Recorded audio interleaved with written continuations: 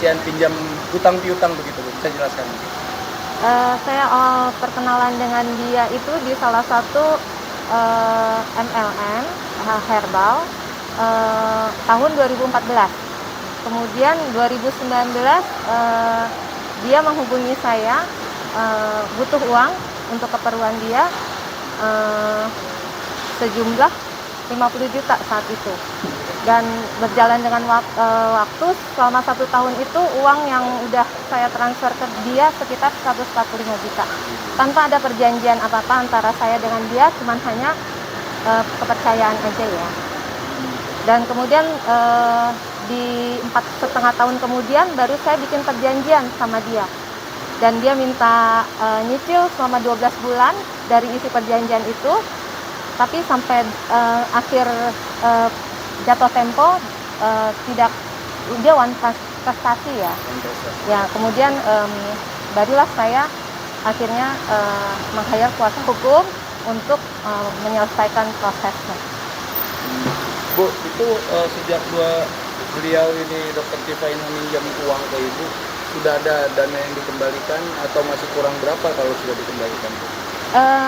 Sampai perjanjian itu dibuat 4,5 tahun tidak ada sama sekali 1 peser pun yang dia cicil ke saya, sehingga dibikin perjanjian itu dia mencicil karena saya konversi ke emas. Dia mencicil sesuai kemampuan dia, tapi ternyata dia hanya mampu selama 8 bulan total 8 gram emas dari 223 gram emas. Baik, Ibu nama lengkap siapa Bu? Sofia Natali. Jadi untuk total yang dipinjamkan yang masih ada angkutan berapa?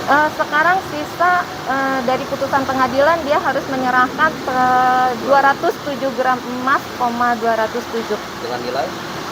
Nilai ya mungkin sekarang kali 2, hari ini ya. Hari ini tanggal berapa sih? 29 Juni. Kemungkinan sekitar 2,6 juta ya, berarti kali 2 aja ya 520-an. 220 juta. Oke, Fares. Langkah itu selanjutnya?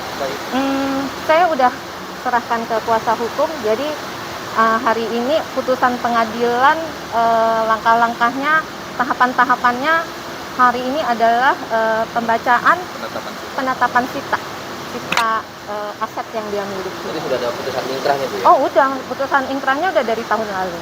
Terus ada panggilan unmanning 2 kali, dia tidak hadir. Jadi saya dapat kuasanya itu dari Ibu Sofia, klien saya itu sekitar bulan Mei tahun 2025 kemarin. Ya. Setelah itu saya somasi 2 kali, ada pengembalian 15 juta.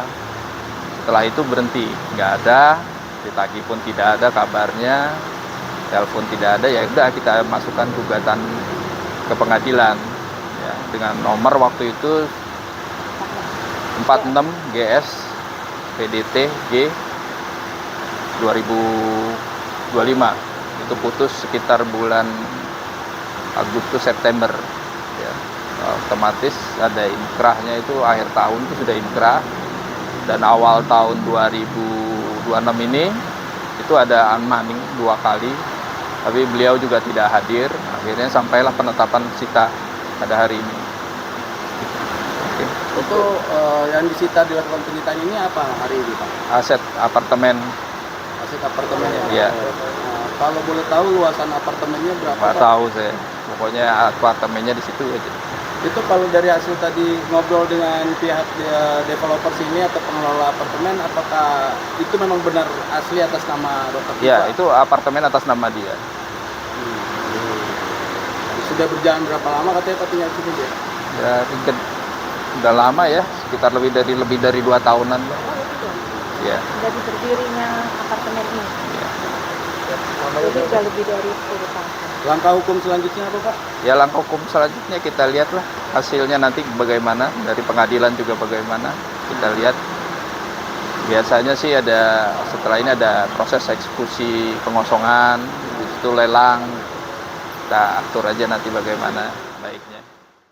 Yang lucu, tadi ada di tengah-tengahnya, ada pihak yang tidak berkompeten, tiba-tiba maju ke depan, dan ingin selaku turut termohon juga, ya. Padahal dia itu katanya lawyer, ya, katanya lawyer profesional, ya, inisialnya CS, ya, sering kita lihat dia di antara para termul, ya, itu sungguh memalukan. Pertama-tama kita aturkan terima kasih dan rasa syukur kita kepada Tuhan Yang Maha Kuasa, Allah Subhanahu wa taala yang telah mengizinkan kita semua ya menjalankan sidang pra peradilan yang pertama ini alhamdulillah dengan lancar dan tanpa kurang suatu apa. Yang kedua, kita aturkan terima kasih kepada Pengadilan Negeri Jakarta Selatan yang dengan hakim tunggalnya tadi telah memulai persidangan dan dibantu dengan semua stafnya dengan baik dan insya Allah itu akan memudahkan semua proses kasus ini. Kemudian selanjutnya kami juga mengaturkan terima kasih dan apresiasi sebesar-besarnya kepada termohon ya dalam hal ini Polda Metro Jaya yang diwakili kuasa hukumnya yang telah hadir dan kemudian mendengarkan dengan sangat baik dan kemudian juga bersedia untuk menjalankan agenda sidang sesuai dengan apa yang tadi telah dibacakan oleh hakim tunggal, yaitu besok pagi Polda Metro Jaya harus menyampaikan jawabannya. Kami juga mengaturkan terima kasih dan sebesar-besarnya ucapan kepada Kejaksaan Negeri Jakarta Selatan, tadi diwakili juga oleh Pak Eko, Ibu Putri, dan satu lagi saya kurang tahu siapa namanya, ya Pak Jaksa, yang juga telah hadir selaku turut termohon. Dan itu luar biasa, bagus sekali. Jadi termohon dan turut termohon hadir. Yang lucu, tadi ada di tengah-tengahnya ada pihak yang tidak berkompeten, tiba-tiba maju ke depan dan ingin selaku turut termohon juga, ya. Padahal dia itu katanya lawyer, ya, katanya lawyer profesional, ya, inisialnya CS, ya. Sering kita lihat dia di antara para termul, ya. Itu sungguh memalukan, ya. Tiba-tiba mau ikut serta sebagai turut termohon. Itu nggak ada sejelek-jeleknya, sependek-pendeknya pengetahuan saya di dalam belajar ini ya, dalam ilmu hukum, ya. Yang namanya pihak yang mengajukan diri intervensi itu hanya ada di perdata, ya, tidak ada di dalam ini namanya pra peradilan itu tidak ada. Belajar di mana itu saudara CS itu, ya gitu, yang kemudian saya sudah lihat sering sekali berkuar-kuar dengan di samping para termul itu ya, gitu. Jadi itu yang terjadi. Jadi ada pihak yang kita apresiasi dan ada pihak yang kita permalukannya. Sayang saya tidak menggunakan kaos yang biasanya tertulis malu bro. Kalau ada saya buka kaosnya, saya tuliskan itu malu bro kayak gitu tuh ya. Udah katanya belajar selaku kuasa hukum merah putih ya.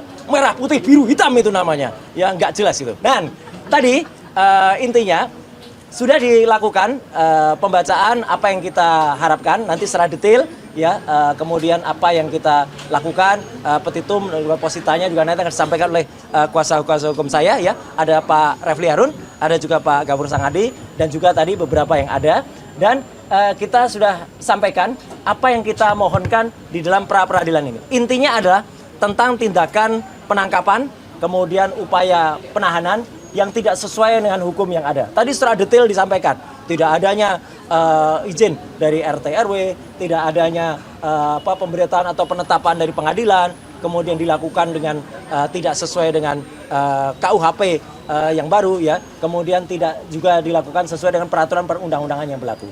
Jadi alhamdulillah tadi juga Hakim Tunggal mengatakan proses ini akan berlangsung dengan cepat ya, insya Allah akan berlangsung selama 7 hari kalender ya, 7 hari kerja, sehingga besok akan langsung dinyatakan jawaban dari Polda. Kemudian juga kalau ada replik besok juga akan kita sampaikan, duplik besok juga akan kita sampaikan. Selanjutnya proses akan berlangsung dan insya Allah putusannya, insya Allah ya, kalau saya tidak salah tadi mohon dikoreksi, tanggal 7 Juli. Tanggal 7 Juli tahun 2026. Kami mohon kepada masyarakat, intinya begini, sebelum ada pertanyaan, kenapa saya mengajukan ini? Kami mengajukan ini bukan hanya untuk kami pribadi. Kami mengajukan ini untuk seluruh rakyat Indonesia.